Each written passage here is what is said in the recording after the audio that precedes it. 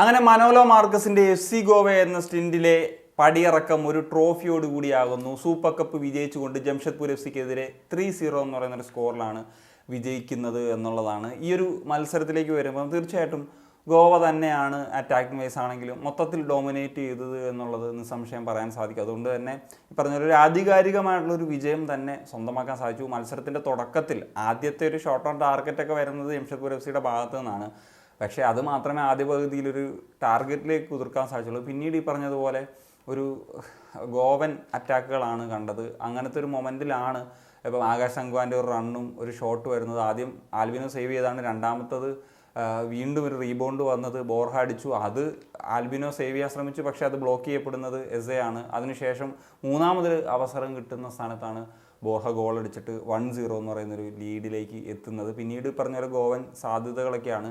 എന്നാൽ ആദ്യ പകുതി അവസാനിക്കുന്നതിന് തൊട്ട് മുമ്പാണ് സിർക്കോവിച്ചിന് ഒരു ഹെഡ് ചാൻസ് കിട്ടിയത്. പക്ഷേ ബാറിലിടിച്ചു പോകുന്ന ഒരു സാഹചര്യത്തിലേക്ക് വരികയാണ്. ആ ഒരു മൊമെൻറ്റിലൊക്കെ ഒരു ഗോൾ വന്നിരുന്നെങ്കിൽ ചിലപ്പം മത്സരത്തിലൊരു കാര്യമായിട്ടുള്ളൊരു മാറ്റമൊക്കെ സംഭവിച്ചേനെ എന്നുള്ളതാണ്. പക്ഷേ അങ്ങനെ ആദ്യ പകുതി 1-0 എന്ന് പറയുന്ന ഒരു ലെവലിൽ അവസാനിക്കുകയായിരുന്നു. സെക്കൻഡ് ഹാഫിലേക്ക് വരുന്നൊരു സമയത്ത് തുടക്കത്തിൽ Jamshedpur FC back to back attacking ശ്രമങ്ങൾ നടത്തിക്കൊണ്ടേയിരുന്നു. പക്ഷേ അതൊന്നും ഈ പറഞ്ഞൊരു ഗോളിലേക്ക് എത്താൻ സാധിച്ചിട്ടില്ല. അങ്ങനത്തെ ഒരു മൊമെൻറ്റിലാണ് ബോർഹ സെൻട്രൽ ഹാഫിൽ നിന്നേ ഒരു റൺ നടത്തിയിട്ട് ഒരു ലോങ് റേഞ്ചർ, ഒരു തനിക്ക് അടിക്കാമെന്ന് പറയുന്ന ഒരു കോൺഫിഡൻസ് കിട്ടിയതുപോലെ ഒരു അടി, ഒരു ഉഗ്രൻ ഷോട്ടാണ് ആൽബിനോയും കടന്നിട്ട് അതൊരു മനോഹര ഗോളായിട്ട് മാറുന്നു എന്നുള്ളതാണ്. അങ്ങനെ 2-0 എന്ന് പറയുന്ന ഒരു കംഫർട്ടബിൾ ലെവലിലേക്ക് എത്തുന്നത്. അതിനുശേഷവും പറഞ്ഞ ജംഷഡ്പൂരിന് അവസരം ഉണ്ടായിരുന്നു, മൊറെ സെറ്റ് ചെയ്ത് കൊടുത്തുള്ള അവസരം. പക്ഷേ സിവേറിയോ അത് മിസ് ചെയ്യുകയാണ്. അങ്ങനെ ഇരിക്കുകയാണ് മൂന്നാമത്തെ ഗോളും വരുന്നത്. അത് ഈ പറഞ്ഞതുപോലെ കാൾ മക്യൂ എന്ന് പറഞ്ഞിട്ടുള്ള ഒരു ഡിഫൻസീവ് മിഡ്ഫീൽഡർ, അദ്ദേഹം എങ്ങനെയാണ് ഒരു ഡീപ്പ് ലൈൻ പ്ലേ മേക്കറായിട്ട് മാറുന്നതെന്ന് പറയുന്ന തരത്തിലുള്ള ഒരു ഉഗ്രൻ പാസ്സാണ്.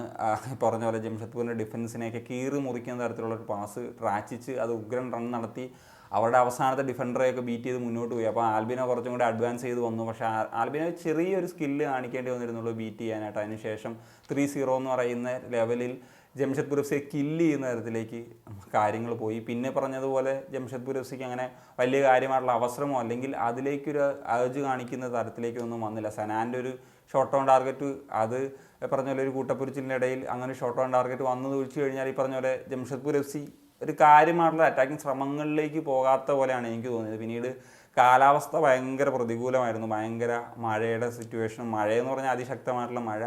എന്താണെങ്കിലും അങ്ങനെ ജംഷഡ്പൂർ FCയെ പരാജയപ്പെടുത്തിക്കൊണ്ട് FC ഗോവ സൂപ്പർ കപ്പ് ഒരിക്കൽ കൂടി സ്വന്തമാക്കുന്നു എന്നുള്ളതാണ്. അപ്പം ദാറ്റ്സ് ഇറ്റ്. ഈ ഒരു ഇന്ത്യൻ ഫുട്ബോളിൻ്റെ ഒരു ക്ലബ് സീസൺ ഇവിടെ അവസാനിക്കുകയാണ് എന്നുള്ള കാര്യം കൂടിയുണ്ട്. That's it guys. അപ്പോൾ എന്താണ് നിങ്ങളുടെ opinions? Abusalam organisation signing of.